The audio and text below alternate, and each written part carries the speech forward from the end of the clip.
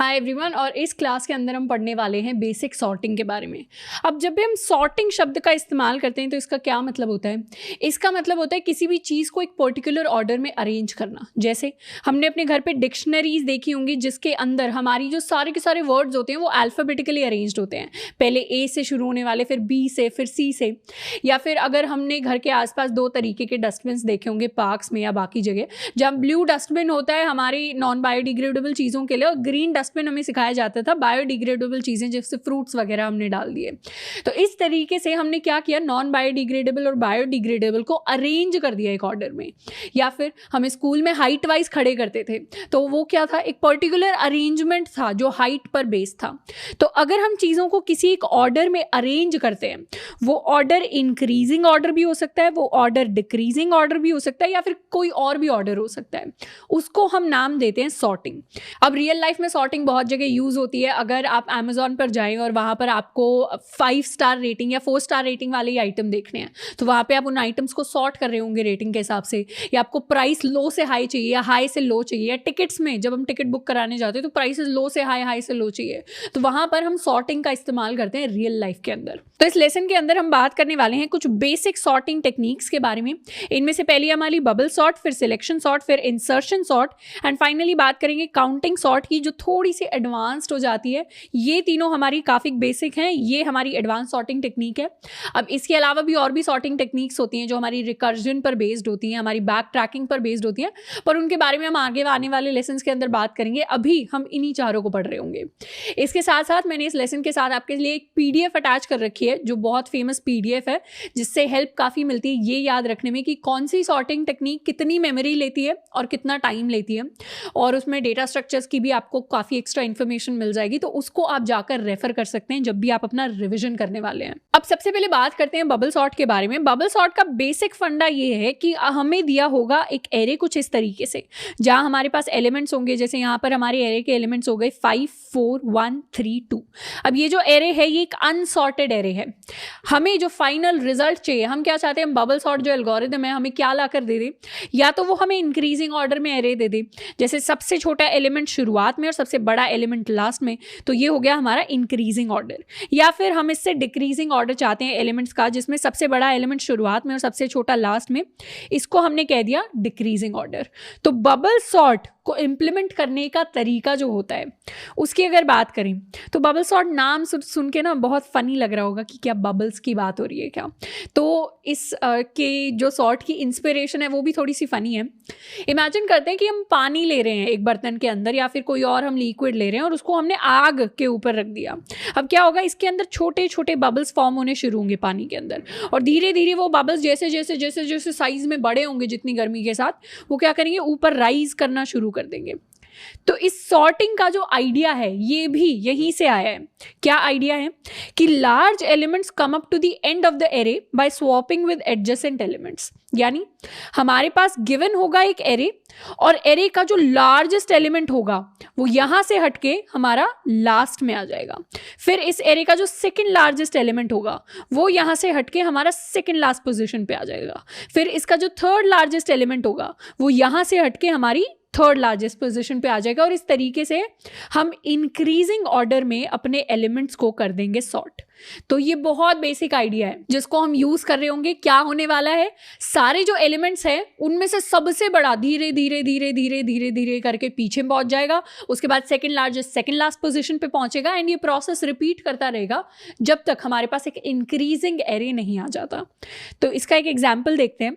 मान लेते हैं हमारे पास ये एरे गिवन है जिसमें हमारे पास है 5, 4, 1, 3, 2। ये हमारे एलिमेंट्स गिवन है एरे के। हमारे एरे का साइज है n = 5। अब हमारी सॉर्टिंग की जो फर्स्ट टर्म होगी ना, इसको 0th टर्न नाम देते हैं। 0th टर्न, क्योंकि हम भी 0 बेस्ड इंडेक्सिंग फॉलो करेंगे। 0th हम कह देते हैं ना पहली बारी में सॉर्टिंग, इसको मैंने 0 बारी में सॉर्टिंग कह दिया है। तो हम क्या करेंगे, इस फर्स्ट एलिमेंट को इसके नेक्स्ट एलिमेंट से कंपेयर करेंगे। तो 4 और 5 में से ऑब्वियसली 5 बड़ा है, तो क्या होगा, 5 पीछे की तरफ पुश हो जाएगा, और यहाँ पे हमें मिलेगा 4, 5, 1, 3, 2। फिर मैं क्या करूंगी, फिर मैं 5 को 1 से कंपेयर करूंगी। इस केस में हमारा एरे बन जाएगा 4, 1, 5, 3, 2। क्योंकि ये एक्सचेंज हो गए, क्योंकि 1 5 से छोटा है तो वो आगे आ जाएगा। इसको हम कहेंगे स्वैपिंग। स्वैप करने की बात हमने पहले भी की हुई है। स्वैप करना यानी दो एलिमेंट्स जब अपनी पोजीशन को एक्सचेंज कर लेते हैं। अब नेक्स्ट किसका कंपैरिजन होगा? नेक्स्ट कंपैरिजन होगा 5 और 3 का। 5 और 3 के कंपैरिजन में 4 1 3 5 2 इस तरीके का कुछ एरे बन जाएगा। फिर कंपैरिजन होगा हमारे 5 और 2 का। 5 और 2 के कंपैरिजन में ये एरे बन जाएगा 4 1 3 2 5। तो ये हो गई हमारी फर्स्ट टर्न जिसमें हमारा एरे फाइनली कुछ ऐसा निकल कर आया है। अब बात करते हैं अपनी नेक्स्ट टर्न की। नेक्स्ट टर्न के अंदर हमारा जो एरे है वो हमें कुछ ऐसा दिखता है जिसमें हमारे पास है 4 1 3 2 5। अब हम शुरू करने वाले हैं अपनी फर्स्ट टर्न। इसको सेकंड बारी को मैंने फर्स्ट टर्न कह दिया है क्योंकि हम जीरो बेस्ड फॉलो कर रहे हैं। तो यहाँ पे हम सबसे पहले कंपेयर करेंगे 4 और 1 को। 4 और 1 को हमने कंपेयर किया तो यहाँ पे हमारे पास आ गया 1 4 3 2 5। फिर हम कंपेयर करेंगे 4 और 3 को, तो यहाँ पे हमारे पास आ गया 1 3 4 2 एंड 5। नेक्स्ट हम कंपेयर करने वाले हैं 4 और 2 को, तो यहाँ पे हमारे पास आ गया 1 3 2 4 एंड 5। अब यहाँ पे सवाल आता है क्या हमें 4 और 5 को कंपेयर करने की जरूरत है? ऑब्वियसली जरूरत नहीं है, क्योंकि हमने क्या किया था शुरुआत में ही, जो हमारा लार्जेस्ट एलिमेंट था, जो हमारा बबल था लार्जेस्ट, वो लास्ट पोजीशन पे आ चुका है। तो हमें पता है कि 4 से अगले वाली यानी लास्ट पोजीशन पे जो एलिमेंट आ गया है वो ऑलरेडी बड़ा है 4 से। तो यहाँ पे हम कंपैरिजन को नहीं कर रहे होंगे और यहाँ पे हम रुक जाएंगे। यहाँ पे हमारा फर्स्ट टर्न के बाद जो फाइनल एरे आया है वो कुछ ऐसा दिखता है। इसके बाद बढ़ जाते हैं अपनी नेक्स्ट टर्न की तरफ। नेक्स्ट टर्न को हम नाम देंगे सेकंड टर्न। अब सेकंड टर्न में हमारे पास जो शुरुआत में एरे आएगा दैट इज 1 3 2 4 5, जो यहां से आ रहा है, ये वाला एरे यहां से आया था। इसमें हम क्या करेंगे? कंपैरिजन शुरू करेंगे। 1 और 3 को कंपेयर करेंगे तो 1 छोटा है 3 से, तो वो उसी पोजीशन पे बना रहेगा। 1 3 2 4 5 सेम एरे रहेगा हमारा। फिर कंपेयर करेंगे 3 और 2 को, तो इसमें ऑब्वियसली 1 पहले आ जाएगा, 2 पहले आ जाएगा, फिर 3 आएगा, फिर 4 आएगा, फिर 5 आएगा। अब बारी आएगी कंपैरिजन की 3 और 4 की। तो यहाँ पे ये कंपैरिजन भी हम नहीं करने वाले, क्योंकि हमें पता है शुरू में 2 बारियां आ चुकी हैं, 0th टर्न और फर्स्ट टर्न, तो हम 2 बड़े एलिमेंट्स को तो पीछे पुश कर ही चुके हैं। तो अब लास्ट के 2 एलिमेंट्स से हमें कंपेयर नहीं करना, क्योंकि उनका तो पता ही है हमें वो बड़े हैं। तो यहाँ पे जो हमारा फाइनल एरे निकलेगा हमारे पास वो कुछ ऐसा दिखेगा। नेक्स्ट टर्न आएगी हमारे पास। नेक्स्ट टर्न होगी हमारी थर्ड टर्न, इसको कह देते हैं। थर्ड टर्न के अंदर जो हमारा फाइनल एरे आया था लास्ट टाइम वो था 1 2 3 4 5। अब थर्ड टर्न के अंदर हम कंपेयर कर रहे होंगे 1 एंड 2 को, तो 1 एंड 2 को कंपेयर करेंगे। सेम ऑर्डर हमारे पास रहेगा 1 2 3 4 5 का। अब हमें 2 और 3 को कंपेयर करने की ज़रूरत नहीं है, क्योंकि इन तीनों को हमने लास्ट टाइम सेट कर दिया था। इस बार बस इन दोनों को सेट करना था, इनको भी हमने सेट कर दिया है। तो फाइनली हमें क्या दिखेगा? हमें दिखेगा अपना एरे एक सॉर्टेड फैशन में।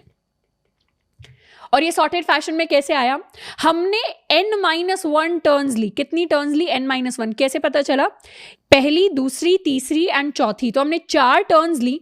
n का साइज यानी एरे का साइज हमारे पास 5 था, तो टोटल हमने कितनी टर्न्स ली? टोटल हमने n-1 टर्न्स ली, जिनके नंबर थे 0 1 2 एंड 3। अब अपनी 0th टर्म में हम 0 से लेकर n-2th इंडेक्स तक गए। 2th इंडेक्स कैसे? क्योंकि लास्ट जो कंपैरिजन हुआ था वो इस एलिमेंट का हुआ था, हमारे इस एलिमेंट के साथ। तो this is eight index n-1 और ये है हमारा इंडेक्स n-2। तो n-2 वाला जो इंडेक्स है उसके एलिमेंट ने अपने अगले वाले एलिमेंट के साथ कंपैरिजन किया था। तो 0 से लेकर n-2 तक हम गए। यहाँ पर हम 0 से लेकर n-3th इंडेक्स तक गए। सेकंड टर्न में हम 0 से लेकर n-4th इंडेक्स तक गए और यहाँ पर हम 0 से लेकर n-5th इंडेक्स तक गए, यानी हम 0 पर ही खड़े रहे। यानी यहाँ पर हमने एक सिंगल कंपैरिजन किया था। किसके साथ कंपैरिजन किया था? सिर्फ जो 0 इंडेक्स पर एलिमेंट है उसका अगले वाले एलिमेंट के साथ कंपैरिजन किया था। तो यहाँ से इसको थोड़ा सा छोटा कर लेते हैं और अपनी एल्गोरिदम को हम समराइज करने की कोशिश करते हैं। समराइज जब इस पूरी चीज को करेंगे तो हमें पता चलेगा कि बाहर नंबर ऑफ टर्न्स को काउंट करने के लिए हमें एक लूप चाहिए, क्योंकि हमें पता है हमारी जो नंबर ऑफ टर्न्स है उसके लिए टर्न्स की वैल्यू 0 से लेकर कहां तक जा रही है? 0 से लेकर जा रही है n-2 तक, क्योंकि पहले वैल्यू 0 थी, फिर 1 थी, फिर 2 थी एंड लास्ट टर्न में हमारी जो वैल्यू वो 3 थी। इस लूप को अब हम फर्स्ट टर्न से लेके 4 टर्न्स तक भी लेकर जा सकते हैं, पर हम 0 बेस्ड इंडेक्सिंग फॉलो करेंगे तो आउटर लूप जो हमारा बनेगा वो बनेगा टर्न्स इज इक्वल टू 0 से लेकर n-1 का।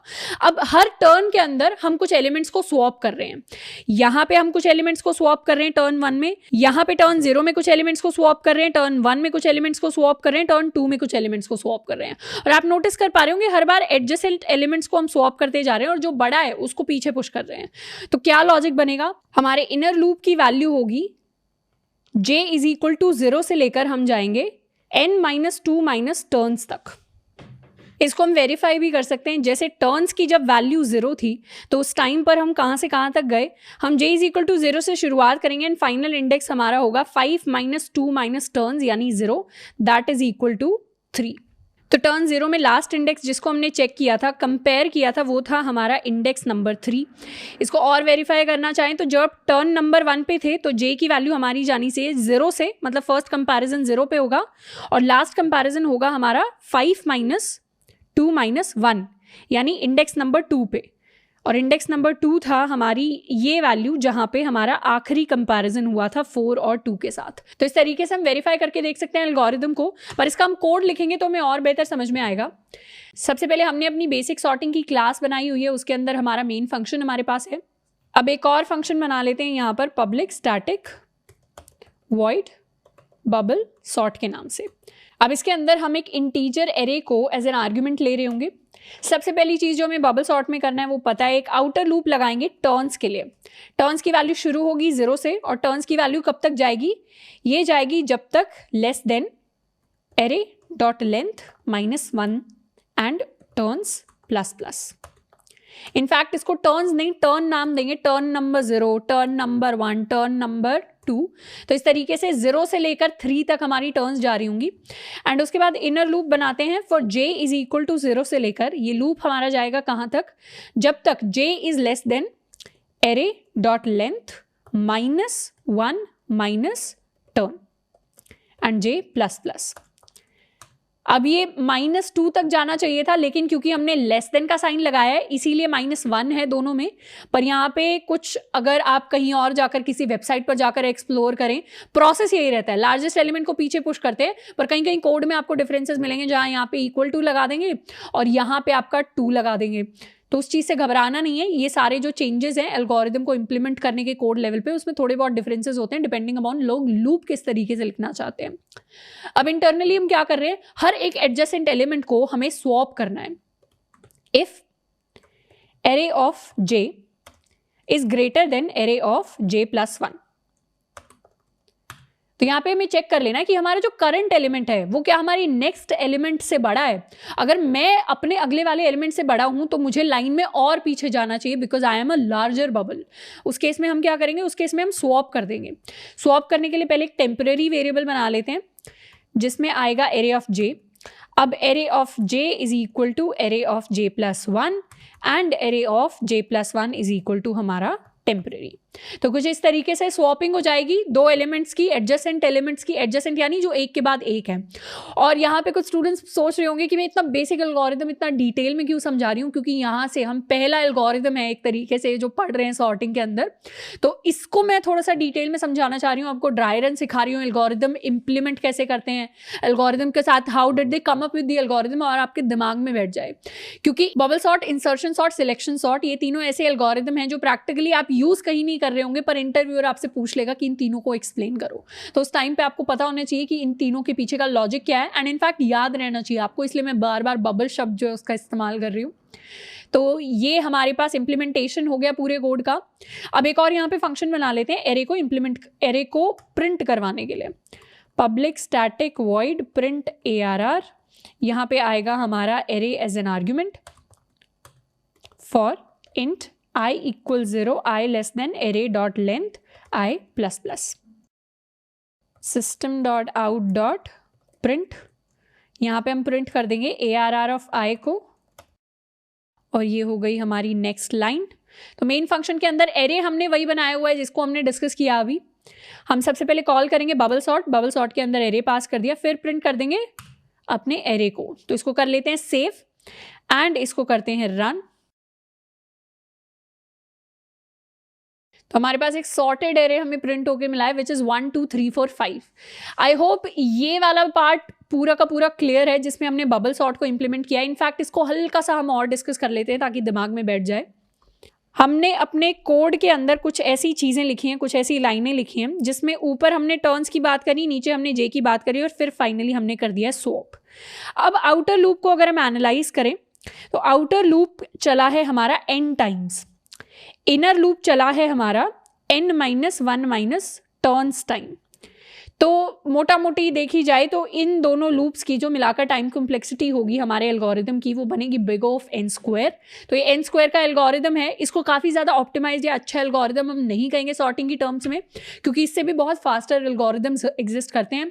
पर क्योंकि ये बहुत बुनियादी चीज़ है समझने के लिए और इसको काफ़ी जगह पूछ भी लिया जाता है, क्योंकि आपको पता होना चाहिए कि अगर 7 डिफरेंट टाइप के पॉपुलर एल्गोरिदम्स होते हैं सॉर्टिंग में, तो वो कौन कौन से होते हैं और क्यों कोई एल्गोरिदम अच्छा है, क्यों कोई एल्गोरिदम बुरा है। और इसमें एक और मैं चीज आपको एज अ होमवर्क प्रॉब्लम देना चाहूंगी।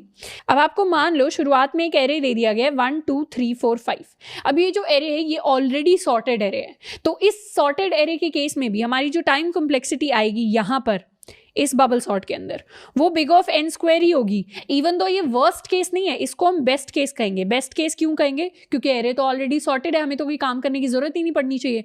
पर इसमें भी हमारी जो टाइम कॉम्प्लेक्सिटी आएगी वो n स्क्वायर होगी, क्योंकि आउटर लूप रन करेगा, इनर लूप रन करेगा और ये सारी कंडीशन बार बार चेक होंगी।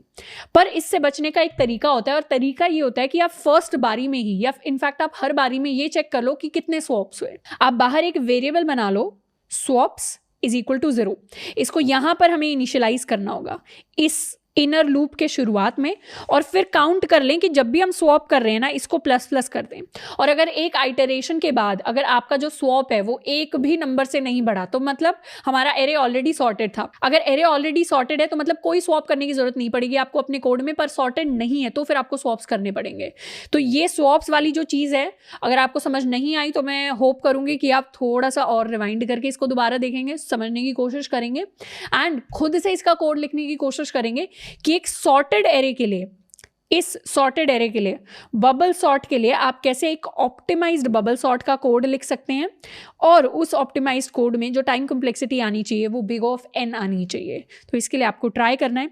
अब नेक्स्ट बात करते हैं हम सिलेक्शन सॉर्ट की। अब सिलेक्शन सॉर्ट के पीछे का आइडिया कुछ ऐसा है कि हमें एक एरे गिवन होगा, इस एरे में से हमें स्मॉलेस्ट एलिमेंट निकालना है और उसको एरे के शुरुआत में पुश कर देना है।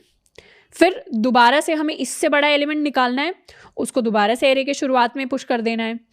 फिर हमें उससे बड़ा एलिमेंट निकालना है और उसको भी एरे के शुरुआत में पुश कर देना है। तो आइडिया अब थोड़ा सा ऑपोजिट हो गया बबल सॉर्ट से, कि पहले हम बड़े वाले को एंड में पुश कर रहे थे, इस बार हम छोटे वाले को पीछे से निकाल के स्टार्ट में पुश कर रहे हैं। जैसे pick the smallest from unsorted and put it at the beginning. पर इस बार ऑल्टरनेटिव एलिमेंट जो होंगे उनका स्वॉप नहीं होगा, यानी हर एक दूसरे के बाद हमने नोटिस किया कि बहुत अननेसेसरी स्वॉप्स हो रहे थे। आपको लार्जेस्ट पीछे पुश करना है तो आप पहले लार्जेस्ट निकाल ही लो ना, और एक ही स्वॉप में उसको पीछे पुश कर दो। तो ये वाली चीज़ हम सिलेक्शन सॉर्ट में इंप्लीमेंट करते हैं कि हम स्मॉलेस्ट निकाल लेते हैं और स्मॉलेस्ट को हम एक ही बार में आगे स्वॉप कर देते हैं, बार बार स्वॉप नहीं करेंगे। इसका इम्प्लीमेंटेशन थोड़ा सा और समझते हैं। जैसे मान लेते हैं हमें एलिमेंट्स दिए हैं 5 4 1 3 एंड 2। अब इसमें अज्यूम करते हैं कि ये पूरा का पूरा एरे जो है ये हमारा अनसॉर्टेड एरे। अब अनसॉर्टेड एरे में से हमें स्मॉलेस्ट निकालना है। तो स्मॉलेस्ट क्या है इसमें से? स्मॉलेस्ट आया हमारे पास 1, तो 1 को हमने सबसे आगे पुश कर दिया एंड उसके बाद अनसॉर्टेड एरे हमारे पास जो रह गया दैट इज 5 4 3 एंड 2। उसके बाद हम इसमें से सेकंड स्मॉलेस्ट निकाल लेंगे। सेकंड स्मॉलेस्ट निकला हमारा 2। अब 2 को हम आगे तो पुश करेंगे, पर कहाँ पुश करेंगे? इसको पुश करेंगे 1 के बाद, 1 2 एंड फिर एलिमेंट्स रह गए 5 4 एंड 3। इसके बाद नेक्स्ट एलिमेंट जो सबसे छोटा आएगा दैट इज 3, तो उसको हमने आगे पुश कर दिया 2 के बाद, और अनसॉर्टेड पार्ट में हमारे पास 5 एंड 4 रह गए। तो ये जो हाईलाइटेड पार्ट हमें दिख रहा है ये हमारा अनसॉर्टेड पार्ट है, और हर बार हम अनसॉर्टेड पार्ट से स्मॉलेस्ट निकाल रहे हैं और उसको सॉर्टेड पार्ट में डाल रहे हैं। This is sorted part, this is sorted part, this is sorted part. Next हम क्या निकालेंगे? नेक्स्ट इससे हम निकालेंगे 4। तो 4 को हम अपने सॉर्टेड पार्ट में पुश कर देंगे। अनसॉर्टेड पार्ट में हमारे पास फाइनली रह गया है 5, जिसके लिए हमें लास्ट में कोई कंपैरिजन या उसको पुश करवाने की जरूरत है नहीं, क्योंकि ऑलरेडी लास्ट एलिमेंट रह गया है, छोटे वाले आगे पुश हो गए, तो it is the largest element possible. अब टाइम कॉम्प्लेक्सिटी की थोड़ा सा बात करते हैं, या इम्प्लीमेंटेशन की बात करते हैं। अब जो शुरुआत में एरे था वो अपने आप में एक बड़ा अनसॉर्टेड एरे था, और इस अनसॉर्टेड एरे से हमने 1 को निकाल कर आगे पुश किया। तो इसको पुश करने का तरीका क्या था, हमने क्या किया, एक लूप चलाया शुरुआत से लेकर आखिर तक, और इस पूरे लूप में हम कंपेयर करते चले गए कि हम अपना इससे स्मॉलेस्ट एलिमेंट कैसे निकाल सकते हैं। तो हमने एक प्रॉब्लम पढ़ी थी एरेज के अंदर जिसमें हमने स्मॉलेस्ट एंड लार्जेस्ट नंबर निकाला था। सिर्फ वही एल्गोरिथम यूज करना है, कोई एल्गोरिथम नहीं है। एक सिंपल सा वेरिएबल क्रिएट करेंगे स्मॉलेस्ट, उसको इनिशियलाइज कर देंगे मैक्सिमम वैल्यू के साथ, उसको सबके साथ कंपेयर कर देंगे, जहां भी हमें उससे भी स्मॉल मिल गया उसको आगे पुश कर देंगे। सिंपल चीज हमें करनी है। तो उसके लिए हम लूप लगा सकते हैं। आउटर लूप क्या करेगा, आउटर लूप में हमें टर्न्स काउंट करनी है। एक स्मॉलेस्ट निकाला, दूसरा स्मॉलेस्ट निकाला, तीसरा, चौथा एंड पांचवा हम अवॉइड कर सकते हैं। तो हमारा जो आउटर लूप होगा वो i इज इक्वल टू 0 से लेकर n-2 तक ये लूप चलेगा, क्योंकि लास्ट में कंपैरिजन करने की हमें जरूरत नहीं है। और इनर लूप में हर बार क्या करेंगे, एक तो यहां पर स्मॉलेस्ट बना लेंगे, स्मॉलेस्ट को हम इनिशियलाइज कर देंगे मैक्सिमम के साथ, तो इससे हम स्मॉलेस्ट वैल्यू को कंपेयर करने में आसानी होगी। फिर इनर लूप चलेगा j is equal to i+1 से लेकर n-1 तक। आई होप ये वाली चीज क्लियर है कि j is equal to i+1 क्यों हुआ। इसलिए हुआ क्योंकि i तक हमारे पास सारा सॉर्टेड हिस्सा है और अनसॉर्टेड हिस्सा शुरू हो रहा है i+1 से लेकर, तो वहां से हम सारे कंपैरिजन शुरू करेंगे। तो ये दिखाता है हमारे अनसॉर्टेड एरे का स्टार्ट। और इससे हम क्या करेंगे, स्मॉलेस्ट वैल्यू या मिनिमम वैल्यू को हम शुरुआत में पुश कर रहे होंगे। तो इसके लिए भी कोड लिखकर हम समझते हैं। अब अपनी सेम फाइल के अंदर हम कोड लिख रहे होंगे। यहां पर एक फंक्शन बना लेते हैं, public static void selection sort. Selection sort के अंदर अपना एरे होगा एक। अब इसके लिए आउटर लूप क्या करेगा, आउटर लूप टर्न्स काउंट करेगा। हमें कितनी टर्न्स चाहिए, टर्न 0 से लेकर हम वही सेम टर्न नंबर 3 तक जाने वाले हैं, तो हमें n-2 टर्न्स चाहिए। फॉर इंट, यहां पर टर्न्स की जगह हम i लिख लेते हैं। i इज इक्वल टू 0 से लेकर हमारा लूप जाएगा i less than n-1 which is array dot length -1 and i++। अब इनर लूप के अंदर सबसे पहले तो एक मिनिमम पोजीशन डिफाइन कर लेते हैं। अभी हमारा जो मिनिमम एलिमेंट है, हम अपने करंट एलिमेंट को मिनिमम मान लेते हैं। तो करंट मिनिमम एलिमेंट की पोजीशन है हमारे पास i, एंड इनर लूप के लिए हम शुरुआत करेंगे इस लूप की i+1 से, एंड ये लूप हमारा जाएगा एरे डॉट लेंथ -1 तक। यहाँ कर देंगे हम j++, एंड फाइनली अंदर हम एलिमेंट्स को सबको कंपेयर कर रहे होंगे। तो अगर किसी भी पॉइंट पर हमारा जो मिनिमम पोजीशन पर एलिमेंट है उसकी वैल्यू बड़ी हो जाती है हमारी एरे एट पोजीशन j पर, हमें क्या चाहिए, हमें मिनिमम एलिमेंट चाहिए। मिनिमम एलिमेंट हमने अज्यूम किया कि हमारी करंट पोजीशन पर है, पर उससे भी कोई छोटा मिनिमम मिल गया, यानी ये वाला एलिमेंट जो इससे भी छोटा है, तो फिर हम क्या करेंगे, तो मिनिमम पोजीशन को हम अपडेट कर देंगे। तो हमारी जो मिनिमम पोजीशन होगी वो बन जाएगी j। अभी हम यहाँ पर स्वॉप नहीं करेंगे डायरेक्टली, क्योंकि स्वॉप कर दिया तो ये क्या बन जाएगा, ये बबल सॉर्ट बन जाएगा जिसमें बहुत सारी स्वॉपिंग थी। हर स्टेप पे हमें स्वॉप करना ही नहीं, मतलब इस लूप के अंदर हमें स्वॉप करना ही नहीं इनर लूप में, आउटर लूप में करेंगे स्वॉप। हमने बबल सॉर्ट में क्या किया था, बबल सॉर्ट में हमने इनर लूप के अंदर बार बार एडजेसेंट एलिमेंट्स के साथ स्वॉप किया था। तो यहाँ पे मिनिमम एलिमेंट हमें मिल जाएगा। इसके बाद क्या करेंगे, यहाँ पर आकर फाइनली हम करेंगे स्वॉप करेंगे int temporary is equal to array of minimum position, and array of minimum position पे हम स्टोर करा देंगे अपने एरे ऑफ i को, क्योंकि i के साथ कंपैरिजन हो रहा था जिस भी पोजीशन के लिए। जैसे 0th इंडेक्स के लिए कंपैरिजन हो रहा है तो मतलब हम फर्स्ट स्मॉलेस्ट ढूंढना चाह रहे हैं। अगर फर्स्ट पोजीशन के लिए कंपैरिजन हो रहा है तो हम फर्स्ट स्मॉलेस्ट ढूंढना चाह रहे हैं। अगर सेकंड इंडेक्स के लिए कंपैरिजन हो रहा है तो हम थर्ड स्मॉलेस्ट ढूंढना चाह रहे हैं। तो इस तरीके से हम काउंट कर रहे हैं। एरे ऑफ i बन जाएगा हमारा टेम्प। तो ये हमारी स्वॉपिंग होगी सिलेक्शन सॉर्ट के अंदर, एंड इस तरीके से हमने पूरी सॉर्टिंग अपनी कंप्लीट कर ली है। यहाँ पर हर स्टेप में क्या किया, यहाँ पे तो हमने टर्न्स काउंट किए हैं, यहाँ पे मिनिमम पोजीशन हमने करंट पोजीशन मान ली है, यहाँ पर हमने एक्चुअली आगे वाला जो अनसॉर्टेड पार्ट है उसके अंदर से मिनिमम ढूंढ के निकाला है, और यहाँ पे उस मिनिमम को अपनी करंट पोजीशन के साथ हमने स्वैप कर दिया है। मेन फंक्शन के अंदर बबल सॉर्ट की जगह इस बार कॉल करेंगे हम सिलेक्शन सॉर्ट को। इसको कर लेते हैं सेव, और अब करवाते हैं इसको रन। तो आउटपुट हमारे पास एक सॉर्टेड एरे नहीं आया क्योंकि हमने कुछ मिस कर दिया है। अब ये जो हमारा इनर लूप है इसमें हम जाने वाले थे n-1 तक, तो यहाँ पे हम less than array dot length करेंगे या फिर j is less than equal to array dot length -1। तो इसको कर लेते हैं सेव। यहाँ पे मेन फंक्शन के अंदर कॉल करेंगे बबल सॉर्ट की जगह सिलेक्शन सॉर्ट को। इसको कर लेते हैं सेव एंड नाउ रन। तो हमारे पास हमारा सॉर्टेड एरे आ गया है जो कि इंक्रीजिंग ऑर्डर में है। इसी को हमें डिक्रीजिंग ऑर्डर में करना होता तो यहाँ पे बस हम कंडीशन जो है उसको उल्टा कर देते। कंडीशन को अगर हम लेस देन कर देते तो हर बार ये क्या करता, मैक्सिमम एलिमेंट को लेकर आता और उसको स्टार्टिंग में पुश कर देता। इसको भी देख लेते हैं। अब ये जो हमारा एरे है ये बिल्कुल डिक्रीजिंग ऑर्डर में आ गया है 5 4 3 2 एंड 1। तो कुछ इस तरीके से हम सिलेक्शन सॉर्ट को लिखते हैं और इसमें भी आप नोटिस करेंगे कि आउटर लूप n टाइम्स चल रहा है और इनर लूप n टाइम्स चल रहा है। तो इसकी भी टाइम कॉम्प्लेक्सिटी जो है बिग O ऑफ n² है। ये भी कुछ इतना अच्छा नहीं है टाइम की टर्म्स में as compare to our bubble sort, but हाँ इसमें इतने ज़्यादा स्वॉप्स नहीं है, हल्का सा सिंपल है when we compare the logic. तो इसको हम अच्छे से सीख सकते हैं। इसके एल्गोरिदम को, क्या तरीका हमने अपनाया सिलेक्शन के लिए, उसको हमें याद रखना है। नेक्स्ट सॉर्टिंग टेक्निक जिसकी हम बात करने वाले हैं वो है इंसर्शन सॉर्ट। अब इंसर्शन सॉर्ट की इंस्पिरेशन आती है हमारे ताश के पत्तों से। तो बचपन में कभी अगर आपने खेला होगा भाई बहन के साथ बैठ के या फिर दूसरे कोई कार्ड्स खेले होंगे, तो कार्ड्स में यूजुअली क्या होता है, हमें जब जब नए नए कार्ड्स मिलते हैं ना डील करने के लिए, तो हम कोशिश करते हैं कि उनको सॉर्टेड ऑर्डर में अरेंज करें 1 2 3 4 5 6 इस तरीके से। तो इमेजिन करते हैं कि हमें कार्ड कुछ इस ऑर्डर में दिए हुए हैं। पहले हमें 1 मिला है, फिर हमें 3 मिला है, फिर हमें 5 मिला है और अब हमें एक नया कार्ड मिलता है जिसका हमारा नंबर है 4। तो हम कोशिश करेंगे इसको यहाँ इंसर्ट कर दें। ऑलरेडी हमने कोई सॉर्टेड हिस्सा अपना बनाया हुआ है, उसके अंदर हम एक नए कार्ड को सही पोजीशन पे इंसर्ट कर रहे हैं। तो इसी तरीके की टेक्निक से, इस चीज़ से हमारे पास इंस्पिरेशन आती है हमारे इंसर्शन सॉर्ट की, जिसका आइडिया ये है कि आप पिक करिए an element from unsorted part. ये आपका अनसॉर्टेड पार्ट है, यहाँ से एक एलिमेंट हमें पिक करना है और place it in the right position in the sorted part. ये है हमारा सॉर्टेड पार्ट और यहाँ पे ये जो सही जगह है ना, यहाँ पे अपने एलिमेंट को लाके हमें कर देना है प्लेस। इसको एक्चुअली एक एरे के ऊपर इंप्लीमेंट करके देखते हैं। तो शुरुआत में अज्यूम करते हैं कि ये है हमारा सॉर्टेड पार्ट और इतना पार्ट हमारा अनसॉर्टेड पार्ट है। तो सबसे पहला स्टेप हमारा रहेगा कि हम अनसॉर्टेड पार्ट का पहला एलिमेंट उठाएं और उसे सॉर्टेड पार्ट में डाल दें। जैसे यहाँ से हम पिक करने वाले हैं 4 को, तो 4 को सॉर्टेड पार्ट में डालेंगे तो हमारे पास क्या है, 5 पोजीशंस है एरे में। तो ये 2 3 1 ये तो ऐसे की ऐसे रहेगी। हम सबसे पहले स्टेप करेंगे 4 और 5 को कंपेयर करेंगे।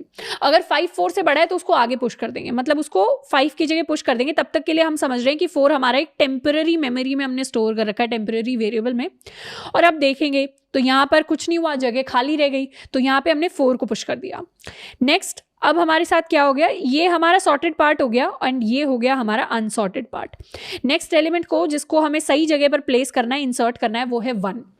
तो 1 के साथ हम क्या करेंगे, अब 1 को हम टेम्पररी मेमोरी के अंदर डाल देंगे और अब हमारे पास दोबारा से 5 प्लेसेस खाली हैं, जिसमें से 2 और 3 तो वहीं रहेंगे। 1 को 5 के साथ कंपेयर करेंगे। अगर 5 बड़ा है तो 5 को आप पीछे पुश करेंगे, 5 यहाँ आ जाएगा। फिर 1 को 4 के साथ कंपेयर करेंगे। अगर 4 बड़ा है तो 4 को भी एक प्लेस पीछे पुश करेंगे तो 4 यहाँ आ जाएगा। तो 5 एक प्लेस पीछे आ गया, 4 एक प्लेस पीछे आ गया। अब कोई और एलिमेंट बचा नहीं कंपैरिजन करने के लिए, तो 1 को टिकाना पड़ेगा उसकी जगह पे। तो 1 को हमने यहाँ बिठा दिया।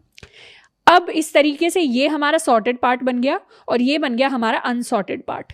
नेक्स्ट जिस एलिमेंट को कंपेयर करेंगे दैट इज 3 को एक टेम्पररी मेमोरी में बिठा देंगे और हमारे एरे में 5 जगह खाली हैं। तो 2 के साथ तो कोई कंपैरिजन ही नहीं होगा, तो 2 पीछे ही बना रहेगा। 3 और 5 को कंपेयर करेंगे, इनमें से 3 छोटा है 5 बड़ा है, तो 5 को पीछे पुश कर देंगे। उसके बाद 3 और 4 को कंपेयर करेंगे, तो 3 छोटा है 4 बड़ा है, तो 4 को पीछे पुश कर देंगे।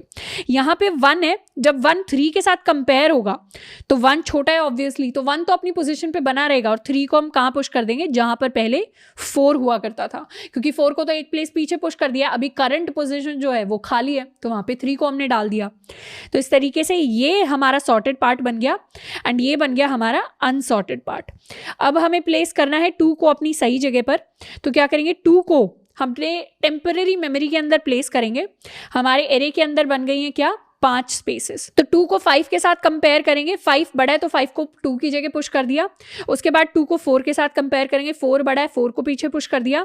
2 को 3 के साथ कंपेयर करेंगे, 3 बड़ा है 3 को एक प्लेस पीछे की तरफ हमने पुश कर दिया। फिर 2 को कंपेयर करेंगे 1 के साथ, तो 2 ऑब्वियसली बड़ा है, 1 छोटा है, तो 1 तो अपनी पोजीशन पे बना रहेगा। 2 को कहाँ एडजस्ट करना पड़ेगा? 2 को एडजस्ट करना पड़ेगा 3 वाली पोजीशन पे। तो 3 इंडेक्स 1 पे था पहले, तो यहाँ पर अब 2 आ जाएगा। एंड इस तरीके से हमारा जो पूरा एरे है वो एक सॉर्टेड एरे की फॉर्म में हमें दिखाई देगा। अनसॉर्टेड पार्ट अब नल हो गया क्योंकि वहां के सारे एलिमेंट्स को एक एक करके हमने सॉर्टेड पार्ट में डाल दिया है और अपना पूरा एरे हमें अब सॉर्टेड मिल गया है। तो यहाँ का लॉजिक क्या रहा? यहाँ का लॉजिक ये रहा कि अनसॉर्टेड पार्ट से एक एक एलिमेंट हमें उठाना है और उसको सॉर्टेड पार्ट के अंदर इंसर्ट करते जाना है। एक एक को इंसर्ट कर देंगे तो फाइनली पूरा एरे हमारा सॉर्टेड हो जाएगा। अब इंसर्शन सॉर्ट के लिए कोड लिखते हैं, तो यहाँ पे एक फंक्शन बना लेते हैं, public static void insertion sort. इसके अंदर हम अपने एरे को एज एन आर्ग्यूमेंट ले लेंगे। सबसे पहले आउटर लूप की बात करते हैं, तो हमें कितने एलिमेंट्स को उनकी सही जगह पर पहुंचाना है। अगर हम अपने 5 साइज के एरे में से 4 एलिमेंट्स को भी सही जगह पर पहुंचा देंगे तो हमारा पूरा एरे सॉर्टेड हो जाएगा। तो बेसिकली हमें n-1 एलिमेंट्स को उनकी सही जगह पर इंसर्ट करना है। फॉर इंट i इक्वल्स 0 से इसको शुरू करेंगे और इसको लेकर जाएंगे less than array dot length -1 तक।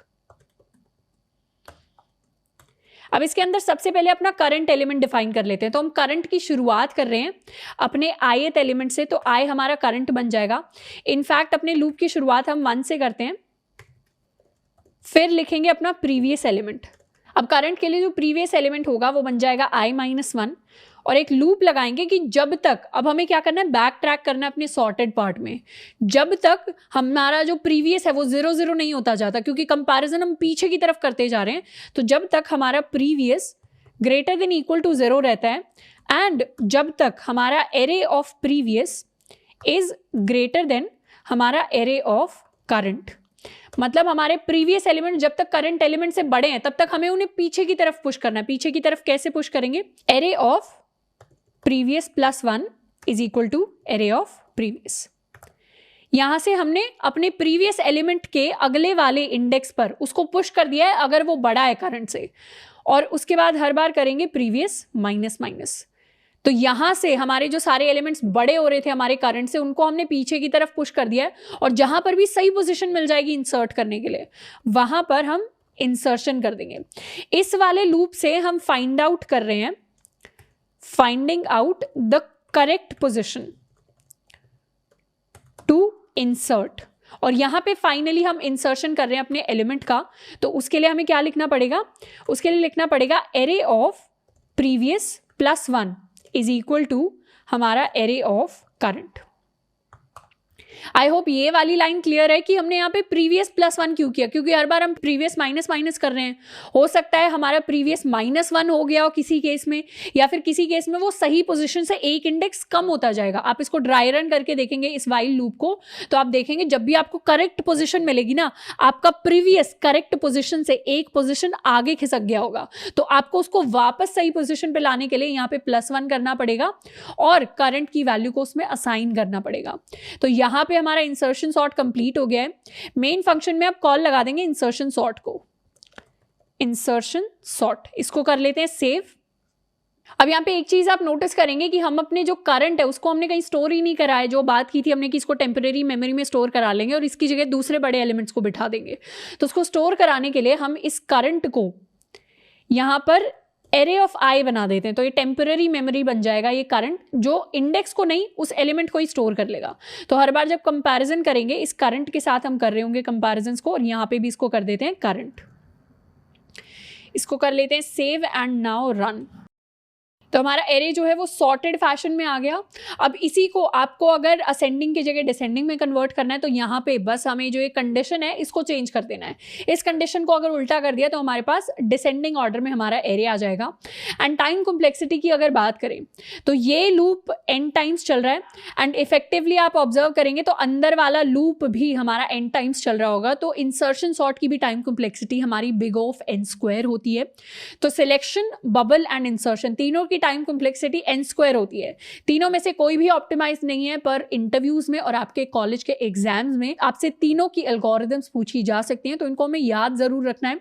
इसीलिए मैंने एग्जांपल्स यूज करने की कोशिश की है ताकि इंसर्शन कार्ड्स से मैंने दिखाया कि कैसे लॉजिक याद रखना है, बबल से मैंने दिखाया बबल सॉर्ट का लॉजिक कैसे याद रखना है, और सिलेक्शन सॉर्ट बबल सॉर्ट का बस उल्टा, और उसमें स्वॉप्स कम हो जाते हैं। तो हम स्मॉलेस्ट को सिलेक्ट कर रहे होते हैं, उसको आगे की तरफ पुश कर रहे होते हैं। अब नेक्स्ट हम बात करने वाले हैं जावा के इनबिल्ट सॉर्ट की। अब हम डिफरेंट सॉर्टिंग एल्गोरिदम्स को लिखकर पूरा अपना एरे की सॉर्टिंग कर सकते हैं, पर जावा के अंदर कुछ इनबिल्ट फंक्शंस होते हैं जो हमें अलाउ करते हैं एक सिंगल लाइन में सॉर्टिंग एग्जीक्यूट करने का। अब बाद में जाकर जो आपके कंपेटिटिव प्रोग्रामिंग के कॉन्टेस्ट होते हैं या फिर आपके डिफरेंट कोडिंग के टेस्ट होते हैं इंटरव्यूज़ के लिए कंपनी के अंदर, तो उसमें आपको 1-1.5 घंटे का टाइम दिया जाता है और उस टाइम में आप पूरा का पूरा एल्गोरिदम सॉर्टिंग के लिए नहीं लिख सकते। तो जावा के अंदर कुछ इनबिल्ट फंक्शंस होते हैं, C++ जैसी लैंग्वेजेस में भी होते हैं, जिससे सिंगल लाइन में आपकी सॉर्टिंग पॉसिबल हो पाती है। अब जावा के लिए अगर आपको वो इनबिल्ट फंक्शन यूज़ करना है तो सबसे पहले तो आपको इस पैकेज को इंपोर्ट करना पड़ेगा, विच इज़ java.util.arrays। इसके बाद हमें लाइन लिखनी है arrays.sort।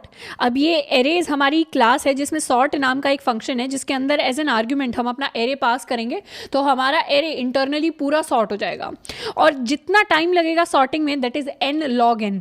अब ये जो टाइम कॉम्प्लेक्सिटी है n log n, ये बहुत कम है as compare to n square जो हमने सिलेक्शन, इंसर्शन और अभी बबल सॉर्ट के बारे में पढ़ा। तो इसको हम एक बार करके देख लेते हैं। हम अपने मेन फंक्शन में क्या करेंगे, इस बार कोई भी सॉर्टिंग वाला फंक्शन कॉल नहीं करेंगे, हम सिंपली अपने इस एरे के लिए arrays.sort लिखने वाले हैं और उसमें पास करेंगे अपना एरे। एंड ऊपर आप देख सकते हैं कि हमने java.util के .star लिखा है। .star का मतलब सारे के सारे फंक्शंस, क्लासेस, इंटरफेसेस जो भी हैं इंपोर्ट कर लो, पर यहाँ पे .star की जगह अगर हम सिर्फ एरेज लिखें तो भी हमारा काम चल जाएगा। तो ये है सिंटैक्स इनबिल्ट सॉर्ट के लिए। एक बार इस कोड को रन करते हैं तो हमारा एरे जो है वो सॉर्ट हो गया, और इस बार हमें कोई नया फंक्शन नहीं बनाना पड़ा, बड़ा सा कोड नहीं लिखना पड़ा, हमें एक सिंगल लाइन लिखनी पड़ी विच इज़ array.sort arr। अब इसमें एक और चीज़ होती है, एक और तरीका है इस सेम फंक्शन को इम्प्लीमेंट करने का, जिसमें आप क्या करते हैं, अपना एरे तो पास करते हैं प्लस आप उसमें कोई स्टार्टिंग इंडेक्स और एंडिंग इंडेक्स पास करते हैं। अब जैसे मान लीजिए आपके पास कोई एरे है 5 4 3 2 1, आप चाहते हैं बस इसके शुरुआत वाले जो 3 एलिमेंट्स हैं वही हमारे सॉर्ट हो जाए, मतलब हमारा जो फाइनल एरे आए दैट शुड बी 3 4 5 2 एंड 1। तो उस केस में हम क्या करेंगे, उस केस में हम कॉल करेंगे arrays.sort को, जिसमें सबसे पहले पास करेंगे अपना एरे arr, उसके बाद स्टार्टिंग इंडेक्स पास करेंगे, स्टार्टिंग इंडेक्स है इसका यानी 0, उसके बाद एंडिंग इंडेक्स पास करेंगे, इसका इंडेक्स है हमारे पास 2, पर ये जो एंडिंग इंडेक्स होता है ये नॉन इंक्लूसिव होता है, मतलब अगर आपको 2 तक सॉर्टिंग करनी है तो आपको वहाँ पे 3 लिखना पड़ेगा, 3 तक करनी है तो 4 लिखना पड़ेगा, 1 तक करनी है तो 2 लिखना पड़ेगा। तो हमें 2 तक करनी है तो हम यहाँ पे लिखेंगे 3। तो इस तरीके से हमारे पास रिजल्टेंट एरे कुछ ऐसा आएगा। तो इसको भी एक बार एग्जीक्यूट करके देखते हैं। हम यहाँ पर पास करेंगे 0 एंड 3, इसको कर लेते हैं सेव एंड रन। तो अब जो एरे आया उसमें शुरुआत वाले 3 एलिमेंट सॉर्टेड हैं, यानी it is 1 4 and 5, and last वाले 2 एलिमेंट्स वैसे के वैसे हैं, मतलब 3 एंड 2। तो कुछ इस तरीके से हम इनबिल्ट सॉर्टिंग कर सकते हैं इसके अंदर। साथ के साथ यहाँ पर तो जो ऑटोमेटिक सॉर्टिंग होगी वो असेंडिंग ऑर्डर में होगी, लेकिन अगर हम चाहते हैं, हम डिसेंडिंग ऑर्डर में सॉर्टिंग करना चाहते हैं, हम चाहते हैं हमारा जो लार्जेस्ट एलिमेंट है वो शुरुआत में आ जाए, स्मॉलेस्ट एलिमेंट लास्ट में चला जाए, तो उस केस के लिए हम यूज़ करते हैं कलेक्शंस का। अब कलेक्शंस हम आगे जाके पढ़ने वाले हैं जावा के कलेक्शन फ्रेमवर्क्स के बारे में। अभी के लिए सिंपल सी चीज़ ये समझते हैं कि जो हम सिंटैक्स लिख रहे थे arrays.sort, उसमें हमने एरे पास किया था, उसके बाद आप ये सिंपल लाइन पास कर दें collections.reverse order को, तो इससे आपके पास रिवर्स ऑर्डर में आ जाएगा सॉर्टेड एरे। और इसके लिए आपको इंपोर्ट करनी पड़ेगी ये java.util.collections। तो कलेक्शंस के अंदर ये जो रिवर्स ऑर्डर नाम का फंक्शन है इसको आप पास करेंगे।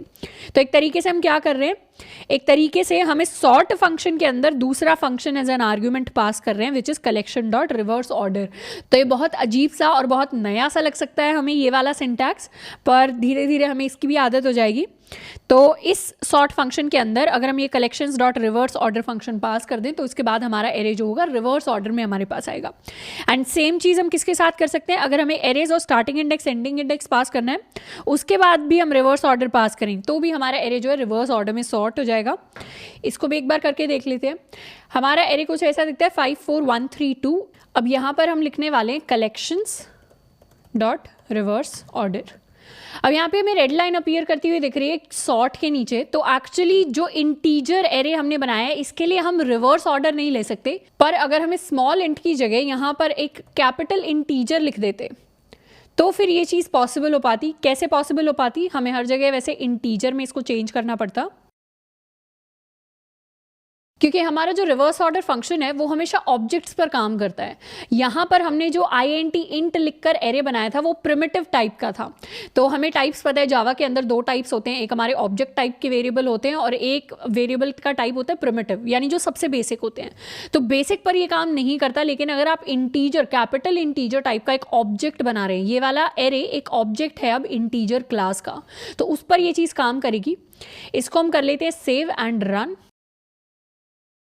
तो यहाँ पर हमारे पास रिवर्स ऑर्डर में यानी डिसेंडिंग ऑर्डर में हमारा एरे आकर हो गया है प्रिंट। एंड सेम चीज़ हम अपने इंडेक्सेस के लिए कर सकते हैं। यहाँ पर लिख देंगे 0, यहाँ पर लिख देंगे 3। तो क्या होगा, यहाँ पे आएगा 5 4 1, मतलब ये सेम रहेगा, एंड 3 2।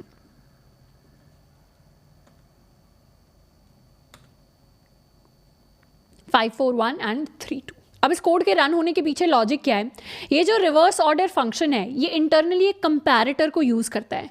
जब भी हम 2 नंबर्स को कंपेयर करना चाहते हैं, मतलब इंटरनली जहाँ पर जावा के अंदर सॉर्टिंग होती है या C++ के अंदर सॉर्टिंग होती है, तो 2 नंबर्स कंपेयर हो रहे होते हैं, तो उनको कंपेयर करने के लिए एक कंपेरेटर लिखा जाता है। अब कंपेरेटर को हम कुछ इस तरीके से इमेजिन कर सकते हैं, पब्लिक स्टैटिक इंट कंपेयर।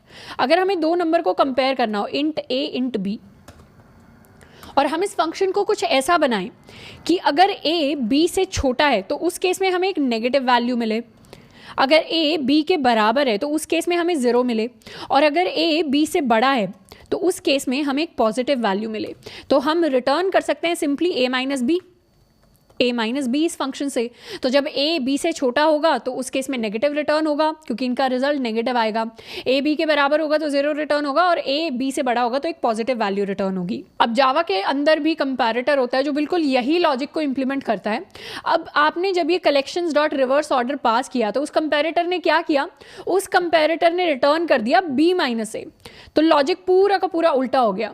जब भी हमारा सॉर्टिंग फंक्शन कंपेयर करता था a b में से जो छोटा है उसको मैं आगे ले आऊं, उसकी जगह उन्होंने लॉजिक को रिवर्स कर दिया कि b अगर बड़ा है तो उसको आगे ले आओ। तो ये छोटा सा एग्जाम्पल है। कंपैरेटर्स के बारे में जब हम एरे लिस्ट पढ़ रहे होंगे तो वहाँ पर जाकर हम और ज़्यादा इसको एक्सप्लोर करेंगे। इनफैक्ट जब हम मैप्स, सेट्स, इन सब की बात करेंगे तो और ज़्यादा इसको एक्सप्लोर करेंगे, क्योंकि जब ऑब्जेक्ट्स हमारे पास आ जाती हैं तो वहाँ पर हम खुद के कंपैरेटर्स क्रिएट करेंगे, खुद अपना कंपेयर फंक्शन बनाएंगे।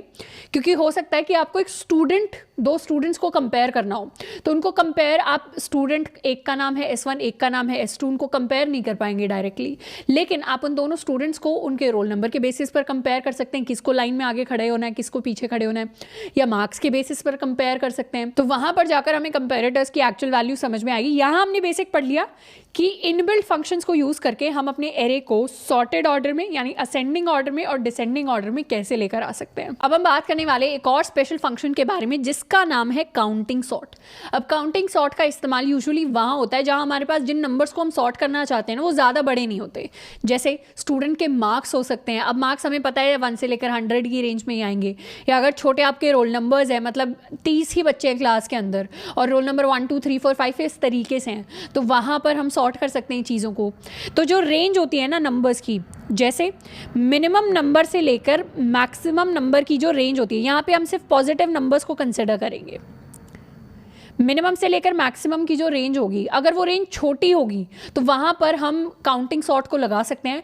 इनफैक्ट काउंटिंग सॉर्ट ऐसे केसेस में इतना एफिशिएंट होगा कि कुछ कुछ केसेस में आपकी लीनियर टाइम कॉम्प्लेक्सिटी आ सकती है। मतलब n log n तो बहुत ज़्यादा सुपीरियर मानी जाती है because it is the lowest in the worst case, पर कुछ केसेस में यहाँ पे आपकी near to n time complexity आ सकती है अगर आपको बहुत ही अच्छा केस मिल गया तो काउंटिंग सॉर्ट के लिए हमने ये वाला एरे का एग्जाम्पल लिया है। इसके अंदर मिनिमम एलिमेंट है हमारा 1 और मैक्सिमम एलिमेंट है हमारा 7। तो यहाँ पे रेंज हमारे पास बहुत छोटी है। रेंज हम कहेंगे यहाँ पर कि हमारे पास टोटल 7 नंबर्स है, 7 नंबर्स की हम रेंज लेकर चल रहे हैं। तो अब काउंटिंग सॉर्ट के लिए हम एक काउंट एरे बनाते हैं। काउंट एरे के अंदर हम उतने ही पार्टीशंस रखेंगे जितने हमारे ओरिजिनल एरे के अंदर है। इसको हम नाम दे देंगे काउंट का। तो यहाँ पे हम हर एक इंडेक्स पर क्या करने वाले हैं, अपने नंबर्स की फ्रीक्वेंसी को स्टोर करने वाले हैं। फ्रीक्वेंसी कहने का मतलब है कौन सा नंबर कितनी बार आएगा उसको स्टोर करेंगे। जैसे हम इस एरे को एक एक करके ट्रेवर्स करना शुरू करेंगे। हमारे पास आया 1, तो हमने 1 में क्या किया, 1 स्टोर कर दिया। फिर आया हमारे पास 4, तो 4 में 1 स्टोर कर दिया। फिर आया 1, तो हमने इस 1 को अपडेट करके 2 कर दिया। ये काउंट एरे काउंट कर रहा है कि हमारे पास कौन सा नंबर कितनी बार है, फ्रीक्वेंसी काउंट करता है कौन सा नंबर कितनी बार है। फिर हम आए 3 पर, 3 पे हमने 1 कर दिया। 2 पर आए 2 को अब हमने 1 कर दिया। 4 पर आए 4 को हमने 1 से बढ़ा के 2 कर दिया। 3 पर 3 को 1 से बढ़ा के 2 कर दिया और 7 को कर दिया 1। बाकी जगह हम क्या लिखने वाले हैं, बाकी जगह ऑलरेडी बाय डिफॉल्ट हमारा 0 पड़ा होगा, मतलब ये नंबर्स एग्जिस्ट नहीं करते। अब अगर हमें सॉर्ट करना है तो क्या करेंगे, ओरिजिनल एरे में हम वापस जाएंगे। इसको ले लेते हैं हमारा ओरिजिनल एरे। इस एरे में हम वापस जाएंगे और इस एरे में सबसे पहले 1 स्टोर था। अब एक एक करके ट्रेवर्स करना शुरू करेंगे इस एरे को। तो यहाँ पर पहले से क्या एलिमेंट स्टोर थे हमारे ओरिजिनल एरे के अंदर, हमारे पास था पहले 1, फिर 4, फिर 1, फिर 3, फिर 2, फिर 4, फिर 3 एंड देन 7। अब हम पुराने नंबर्स को रिप्लेस कर देंगे यहाँ से काउंट करना शुरू करके। तो सबसे पहले हम 0 पर हैं, 0 पर काउंट 0 है तो यहाँ पे कोई चेंज नहीं ला सकते। फिर हम आएंगे 1 पर, 1 पर हमारे पास 2 है, मतलब हमारे ओरिजिनल एरे में 2 1s थे। तो हम क्या करेंगे, फर्स्ट पोजीशन पे 1 डाल देंगे, इसका काउंट डिक्रीज कर देंगे बाय 1। फिर नेक्स्ट पोजीशन पे भी 1 डाल देंगे और इसका काउंट डिक्रीज कर देंगे टू 0। फिर हम आएंगे 2 पर, अब 2 पर हमारे पास 1 स्टोर्ड है तो यहाँ पर हम डाल देंगे 2 और इसका काउंट डिक्रीज कर देंगे टू 0। फिर हम आने वाले हैं इस 3 पर, 3 पर काउंट है 2 तो काउंट को बाय डिक्रीज कर देंगे बाय 1 और अपने 3 को हम लिख देंगे यहाँ पर। उसके बाद फिर से एक और 3 है तो इसका भी काउंट हटाकर कर देंगे 0 और 2 की जगह लिख देंगे 3 को।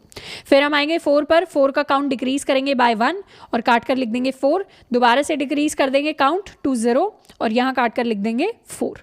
फिर जाएंगे 5 पर, काउंट 0 है, 6 पर काउंट 0 है, 7 का काउंट है 1 तो इसको काट के कर देंगे 0 एंड 7 की जगह हमारे पास आ जाएगा 0। एंड फाइनली जब हम नोटिस करेंगे तो हमारा फाइनल एरे एक सॉर्टेड एरे होगा जिसमें नंबर्स असेंडिंग ऑर्डर में अरेंज्ड है। तो हमने क्या किया, हर नंबर की फ्रीक्वेंसी को अपने काउंट एरे में स्टोर कर लिया। फिर काउंट एरे को ट्रेवर्स करेंगे, जितने भी नंबर्स आए जा रहे हैं फिर उनको ओरिजिनल एरे में उसी तरीके से हम कर देंगे रिप्लेस। अब इस कोड की अगर टाइम कॉम्प्लेक्सिटी की बात करें तो यहाँ पर हम कोड को किस तरीके से लिखेंगे, हम आउटर लूप को तो सबसे पहली बार चलाएंगे 0 से लेकर n तक। इस लूप में हम काउंट करेंगे फ्रीक्वेंसी को। फिर हम एक और लूप चलाएंगे जो जाएगा i is equal to 0 to maximum number तक या फिर हमारी रेंज तक। इसमें रेंज क्या है, इसमें रेंज है हमारी 7, क्योंकि मैक्सिमम नंबर हमारा 7 है तो हमारे काउंट एरे का जो साइज होगा that is going to be 7। इस एरे का साइज है हमारा 8। तो हम 2 लूप्स फॉर्म करेंगे, ये होगा हमारा पहला लूप जिसे हम फ्रीक्वेंसी काउंट करेंगे, फिर दूसरा लूप जिससे हम फाइनली सॉर्टिंग करने वाले हैं। तो टाइम कॉम्प्लेक्सिटी आएगी बिग ऑफ n प्लस हमारी रेंज। तो इनमें से जो भी बड़ा होगा उसके प्रोपोर्शनल टाइम कॉम्प्लेक्सिटी हो जाएगी। तो जिन केसेस में रेंज छोटी होती है यानी हमारा लार्जेस्ट नंबर छोटा हो जाएगा, यहाँ 7 बहुत छोटा नंबर माना जाता है तो उस केस में ये एक लीनियर टाइम कॉम्प्लेक्सिटी हमें दे रहा होगा। अब कोड लिखने के लिए एक फंक्शन हम बना लेते हैं, public static void counting sort. Counting sort के अंदर हमारे पास पैरामीटर आएगा हमारा एरे आर्ग्यूमेंट। सबसे पहले हमें बताना है एक काउंट एरे। काउंट एरे के साइज के लिए सबसे पहले हमें रेंज निकालनी पड़ेगी, अपना लार्जेस्ट एलिमेंट निकालना पड़ेगा। तो लार्जेस्ट के लिए हम यहाँ लिखेंगे इंटीजर डॉट मिन वैल्यू।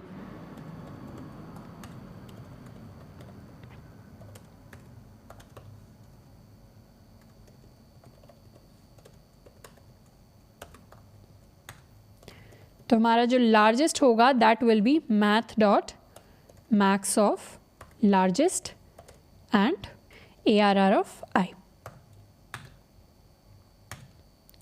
अब हम एक काउंट एरे बनाएंगे और काउंट एरे का साइज होने वाला है न्यू इंट ऑफ लार्जेस्ट +1। ये +1 क्यों, +1 इसलिए क्योंकि हम 0 से शुरुआत कर रहे होते हैं आइडियली, 0 से लेकर हम 7 तक जाएंगे अगर 7 हमारा लार्जेस्ट है तो 0 को भी हम काउंट करेंगे, क्योंकि काउंटिंग सॉर्ट को हम पॉजिटिव नंबर्स के ऊपर इंप्लीमेंट करते हैं और 0 उनमें पॉजिटिव नंबर्स में हमारा काउंट हो जाता है। नेगेटिव नंबर्स के लिए कुछ टेक्निक्स होती हैं जिनको हम डिस्कस कर सकते हैं एक बार कोड लिखने के बाद। तो पॉजिटिव एज्यूम करते हुए लार्जेस्ट +1 हमारा साइज होने वाला है काउंट का। अब दोबारा से आइटरेट करेंगे अपने एरे पर।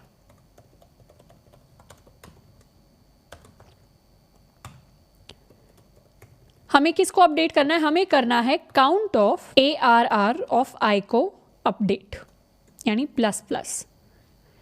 तो जो हमारा नंबर होगा उसको इंडेक्स की तरह लेना है, फिर काउंट में उस इंडेक्स पर जाना है और नंबर को कर देना है प्लस प्लस। अब फाइनली जब हम सॉर्टिंग वाला स्टेप अपना रहे होंगे तो उस केस में हम आइटरेट करेंगे अपने काउंट एरे के ऊपर, काउंट डॉट लेंथ आई प्लस प्लस। ये वाली चीज़ में हमें कंफ्यूज नहीं होना कि कौन से स्टेप में कौन से एरे पर हम आइटरेट कर रहे हैं। फर्स्ट स्टेप में जहाँ पर फ्रीक्वेंसी काउंट कर रहे हैं उसमें ओरिजिनल एरे पे आइटरेट करना है। सेकेंड स्टेप में जहाँ सॉर्टिंग करेंगे वहाँ काउंट सॉर्ट पे यानी फ्रीक्वेंसी वाले एरे पे हमें आइटरेट करना है।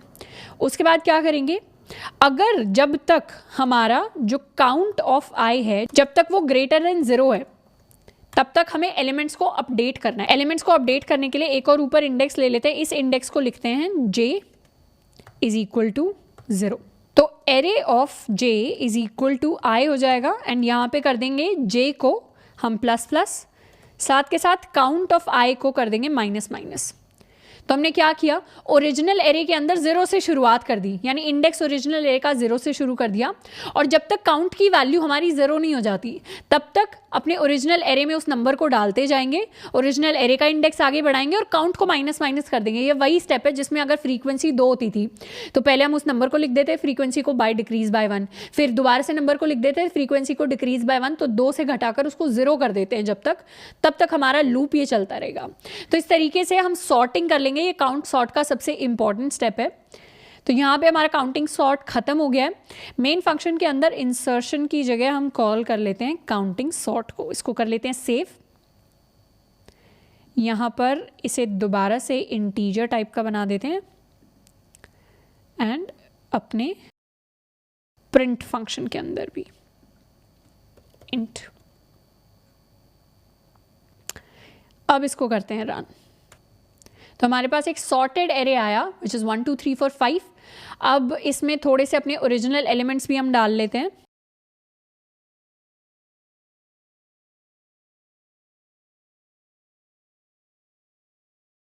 तो हमारे पास दोबारा से एक सॉर्टेड एरे आ गया है। अब इसमें अगर आपके पास नेगेटिव नंबर्स भी होते हैं एरे में तो स्टैक ओवरफ्लो का एक पूरा सेक्शन है उसके ऊपर, मतलब एक वेबसाइट है जहाँ पर कुछ तरीके आपको बताए हुए हैं करने के। तो उनमें से एक पॉसिबल तरीका है कि आप नेगेटिव नंबर्स को पॉजिटिव की तरह ट्रीट कर लें, उनको एक अलग एरे में डाल लें, उनके साथ काउंट सॉर्ट कर लें और उनको डिसेंडिंग ऑर्डर में कर लें। तो यहाँ के आपके असेंडिंग हो जाएंगे, यहाँ के डिसेंडिंग, और उनको आगे दोबारा से नेगेटिव साइन के साथ आप जोड़ दें। लेकिन काउंट सॉर्ट का जो ओरिजिनल यूज़ है वो पॉजिटिव नंबर्स के लिए होता है और इसको स्पेशली हमें उन केसेस में यूज करना चाहिए जहां पे हमारी रेंज छोटी होती है, जहां पे हमारे जो नंबर्स होते हैं जिनको हमें सॉर्ट करना है वो क्वांटिटी में ज्यादा हो सकते हैं पर उनकी वैल्यू छोटी होनी चाहिए। तो वहां पे काउंट सॉर्ट सबसे ज्यादा इस्तेमाल होना चाहिए। तो आई होप कि हमें अपनी सारी बेसिक सॉर्टिंग की जो टेक्निक्स हैं वो अच्छे से समझ में आ गई हैं। इसके बाद हम और भी सॉर्टिंग की टेक्निक्स को पढ़ने वाले हैं जो शायद हमें और ज़्यादा मज़ेदार लगें, जो डेफिनेटली जो हमने अभी n स्क्वायर वाली सॉर्टिंग पढ़ी उनसे तो बहुत ज़्यादा एफिशिएंट होंगी, पर काउंट सॉर्ट से हो सकता है कुछ केसेस में कम एफिशिएंट हो। एंड अगर आप किसी भी टेस्ट में अप्लाई कर रहे हैं तो वहाँ पर आपको इनबिल्ट सॉर्टिंग ही यूज़ करनी है, वहाँ पे खुद का सॉर्टिंग टेक्निक हमें बैठकर नहीं लगाना है।